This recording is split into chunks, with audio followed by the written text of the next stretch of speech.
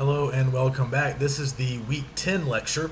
So now that we've covered comparing and contrasting, it's time to add a couple of related skills to our tool belt. So I mentioned, I think last week, that we're going to be really kind of using comparison as a base, and we're going to be adding a few things to that in preparation for Essay 3. So this week we're going to talk about definitions and examples. These are other styles, other types of writing that we're going to later combine with what we've already done with comparative analysis. So eventually we're going to be doing these things along with our comparing. So, like I said, these are all related types of writing. They're all going to work together ultimately to allow us to complete our next big essay. So, like all of the other writing genres that we've been looking at this semester, we are already somewhat familiar with definition and examples. We know what these words mean. We certainly see these types of writing quite a bit. We use them quite a bit, so we already have a good foundation, a good level of understanding to start with. And this week we just want to sort of sharpen our skills, practice a little bit, and make sure we understand all aspects of these types of writing. So let's start with definition. This is simply a technique or a method used to set the boundaries of a thing, of a subject that we might want to write about. So we're basically determining what this thing is. What are the boundaries of it? How do we distinguish it from other things? So we do this all the time in order to clarify the meanings of words or concepts. We might use definition in order to help us explain complex processes or very difficult concepts. Again, if we want to be understood, if we want to make things easier for our audience to understand, we will often use definition. So what I want us to think about today are sort of two levels of definition.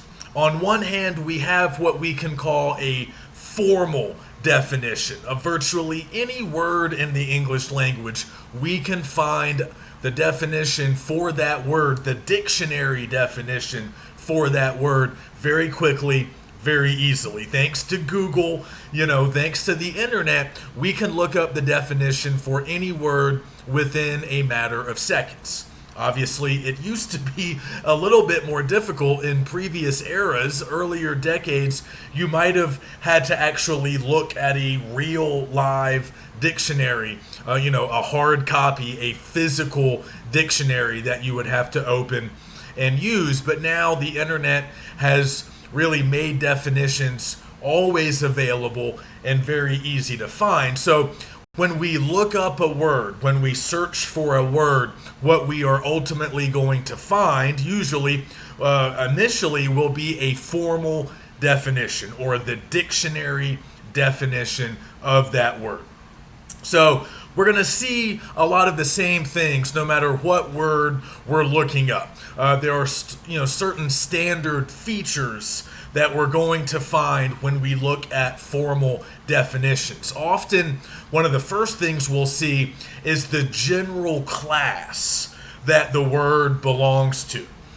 So, for example, a submarine belongs to the general class of sea-going vessels. It is a type of sea-going or, aquatic vessel or machine. But there's also a distinction that differentiates it from other members of that class. And in the case of the submarine, it is capable of going underwater. That's what differentiates it from other types of seagoing vessels. So it belongs to the general class of seagoing vessels, but the distinction that makes it different or unique within that class is that it goes underwater and other seagoing vessels do not. So we'll generally see the general class that the word belongs to, some kind of distinction that makes this particular word or this particular thing a little bit different than other members of that class. Then we're going to see synonyms, other words that mean roughly the same thing, other words that express very similar ideas or carry very similar meanings. We're going to see those listed, usually with a formal definition. And we'll also see antonyms, words that mean the opposite of the word that we are looking up. These are all standard features of a formal definition. We're also going to see examples. Typically, oftentimes the word will be used in a couple of sentences, or we will be given a couple of examples of the word or of the concept kind of in action, so we're better able to understand it. We're going to talk about examples more a little bit later in this lecture. And then also we're going to see the etymology of the word, the origins of the word. Where does it come from? Is it derived from an ancient Greek word or maybe Latin? And along with that, connected to that etymology will be sort of a general history of the word, which will often include the first known usage of the word. Like, when did it first appear in print? When do we think people first began to use it on a regular basis? So we're going to see all of that simply by going to Google, typing in a word, and then clicking on one of the first hits that comes up in our search. A site like Merriam-Webster's dictionary is very reliable. That's usually going to be one of your first hits for virtually any word that you look up in English. And if you go to the Merriam-Webster website, if you click on that, you're going to see all of those features of the formal definition. So let's just use an example here so we can look at a formal definition piece by piece. So let's say that I want to look up the word ephemeral. So I've included that in the week 10 module, but you guys can go ahead and type it in if you want. The spelling is E-P-H-E-M-E-R-A-L.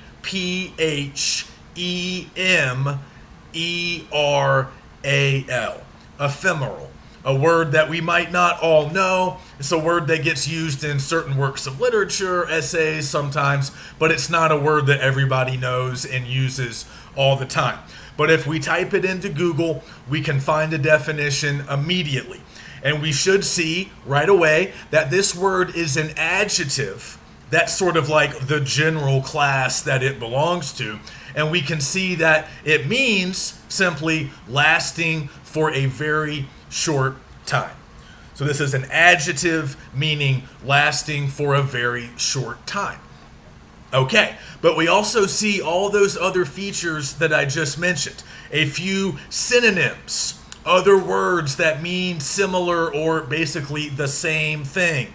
So we see words like transitory, transient, fleeting, passing, temporary, short-lived. Those are all synonyms of ephemeral. Then we also see sort of the negation. Another way to understand the word. This word means not permanent, not long-lasting. And then that leads us into some antonyms, words that mean the opposite.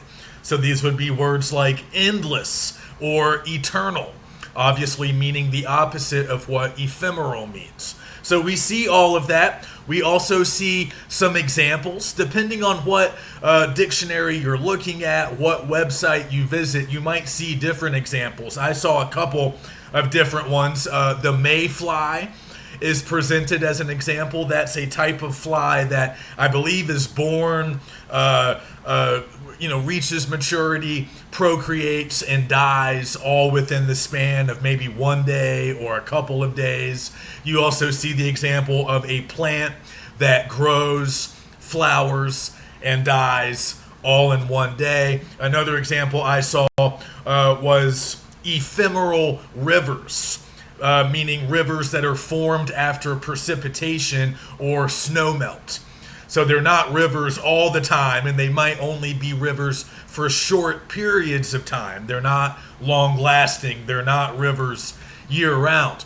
just like those flies don't live long. Those plants are very short-lived. So we'll see examples like those. We'll see the etymology. I think this word originally comes from an ancient Greek word. So that's like the origin of the word, where it originally comes from. And we also see the first known usage of the word. So a little bit more of a general history. So we get all of that with a formal definition. Great. Formal definitions are very helpful, especially if we come across a word that we don't know. If we are completing a reading assignment, for example, an essay in our book, and we see a word that we don't recognize or we simply are not familiar with it, we can always look it up. We can always find the formal definition within seconds. And usually all of that information all of that information presented in the formal definition should give us enough for us to be able to understand the word. But the other type of definition that I want us to think about today is called the stipulative definition. And I've included this term and the spelling of it in the Week 10 overview. So a stipulative definition is a little bit different. It's a little bit more personalized than a formal definition. So if you stipulate something, what that word means is to demand or specify. And that's exactly what we're doing with a stipulative definition. We are specifying the way that we are going to use this particular word. We are clarifying the particular way that we, as the author, will be using a particular word. So our use of the word might suit a very specific, unique purpose that we're trying to accomplish in our essay. So in other words, the way that I might use the word ephemeral, it could be a little bit different than the way somebody else uses it. We're looking at the same formal definition, but we might have two different stipulative definitions. I might have a different purpose and a slightly different usage of the word. So let me try to explain what I mean. What if I decide that I'm going to use the word ephemeral to describe the way I feel about my childhood? I'm obviously pretty far removed from my childhood, so maybe I'm feeling nostalgia, maybe I'm looking back, remembering certain events, and from my perspective now, as a middle-aged person, perhaps my childhood feels very ephemeral. It feels fleeting, short-lived. It feels like it did not last for a very long time. So the way I feel about my childhood perhaps is best described by the word ephemeral. I view my childhood as being ephemeral. It seems like it was over in a flash. That's how I feel, and if I'm trying to write about my feelings, that's how I'm going to use the word. But if we go back to that formal definition, we'll remember that the things that are really ephemeral only live or last for like a day or a very short period of time. My childhood, technically, formally speaking, was no shorter than anybody else's childhood. I was a child up until, my teen years, whenever I hit some arbitrary point. But, 18 years, 16 years, whatever, the point at which I, first moved out of my parents' house, I guess.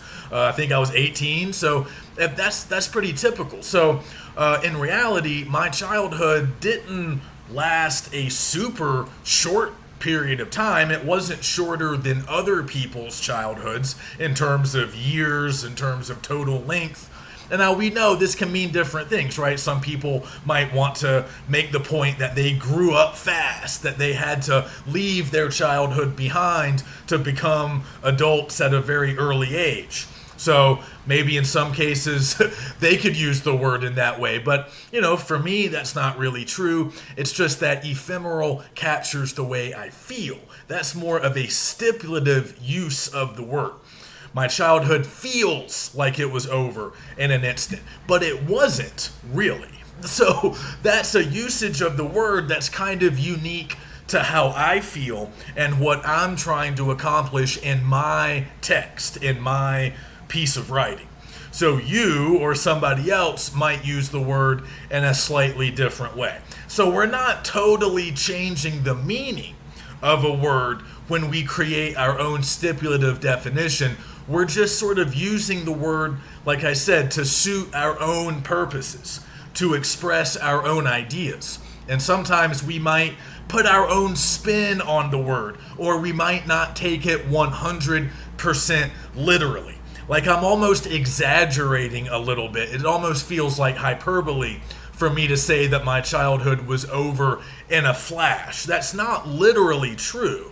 But just like we learned with figurative language, we often use non-literal statements, figurative language, to express feelings. Not necessarily reality, not necessarily the way things really are, but the way things feel to people. So when we do that, often we're creating and using stipulative definitions. So just remember that distinction. There's always a formal definition that you can look up. That's easy. We should all do that and get comfortable with that. But sometimes we also want to use words in very particular, unique ways that accomplish certain goals of our own. And that's when we turn to more stipulative definitions. So the only other terms that we really need to know for definition will be extended definition, which just means you're basically telling a story. This might even take the form of a short narrative. If you need to add more detail or use, more information in order to fully explain a particular thing, an object, an idea, whatever it is that you're defining, if it's really complex and you need to draw really precise boundaries around it, you might need to use a more extended, a more lengthy definition. And again, sometimes you might have to, provide additional descriptive details. Sometimes this might take the form of narrative. You might need more examples. You're just giving your reader more. I've already mentioned synonyms. Again, those are words with similar meanings. Antonyms, those are words with opposite meanings. Also, negation, telling us what the word is not, telling us, again, basically like an antonym, the opposite of the word, also giving us the etymology, the origin, the history of the word. All of that stuff you can see for yourself when you look words up. So when you are defining words yourself, you need to use a lot of those techniques: antonyms, synonyms, etymology, and examples. That will always help your definition work better. So just a quick little exercise that you guys can do. This might be fun. Let's practice using both formal definitions and stipulative definitions. So I would encourage you guys to just pick out a word that you like, a word that you think is fun or interesting, a word that maybe is a little bit unique that you use and like and maybe other people don't. This could also be a word that's related to something in particular that you like, a hobby or a field of interest, something that you know a lot about, kind of like with the process analysis. You can pick something, some activity that you are knowledgeable about. It could be a video game, any kind of hobby, any kind of sport. You might want to use a word that's kind of specific to that field, to that area. And then you can do two things. First, look up the formal definition, assuming that one exists, and there should be a formal definition of whatever word you're choosing, even if it's very specialized, even if it's very specific to just one walk of life, one area of activity. You should still be able to find the formal definition. And then I want you to jot down your own stipulative definition. So use it in a sentence in a very particular way that you would want to use if you were, say, using this word in a larger essay, if you were trying to accomplish some larger goal with this word.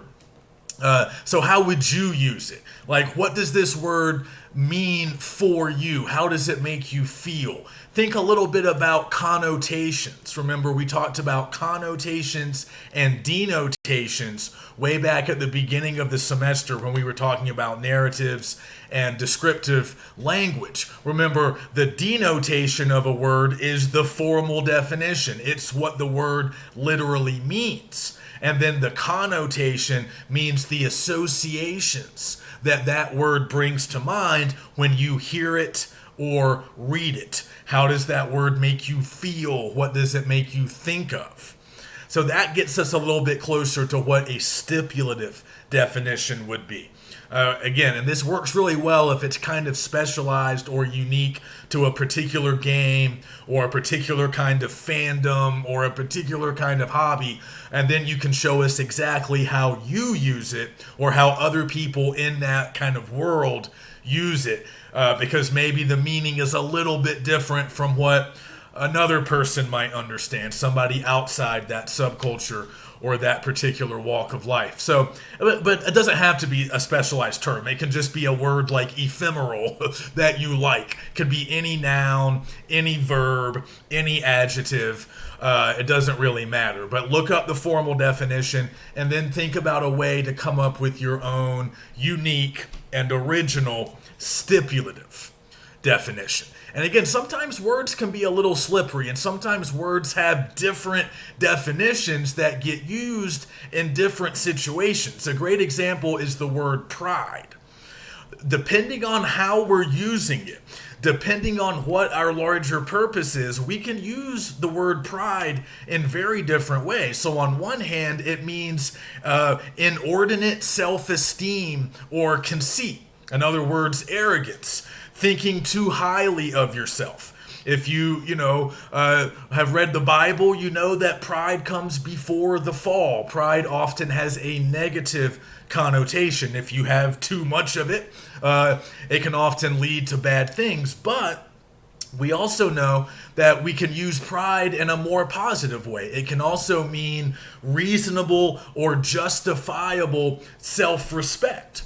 Those are two different definitions that I found when looking up that word. So we have both of those definitions, those formal definitions at our disposal. So I can use pride in a negative way.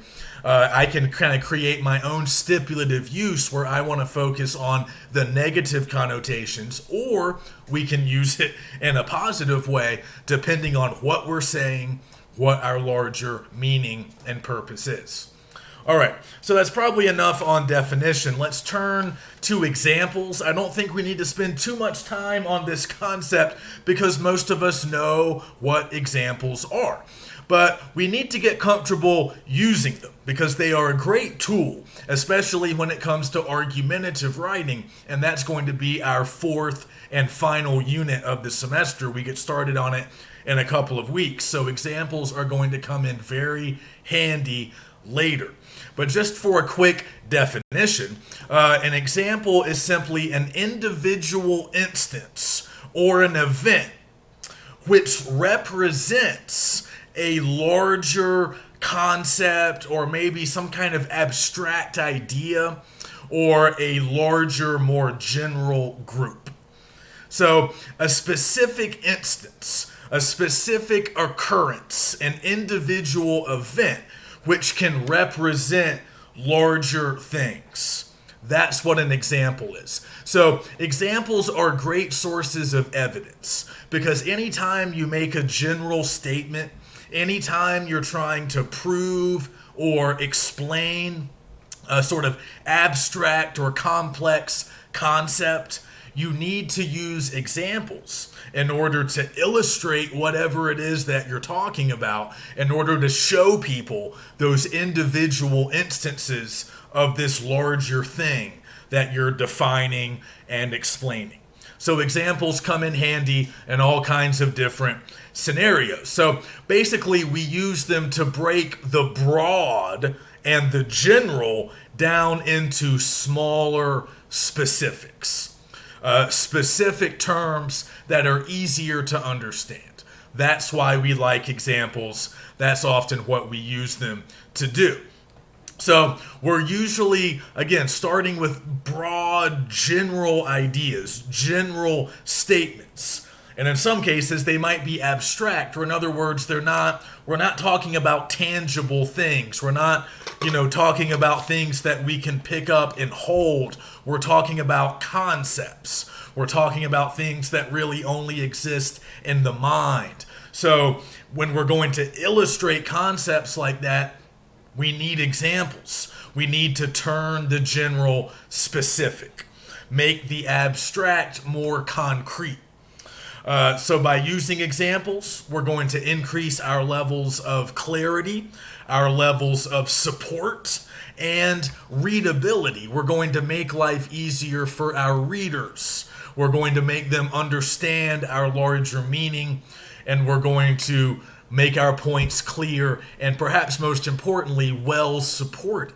Like I said, once we start making arguments, soon we're going to realize that we often rely very heavily on examples. They become the support largely that those arguments rest on.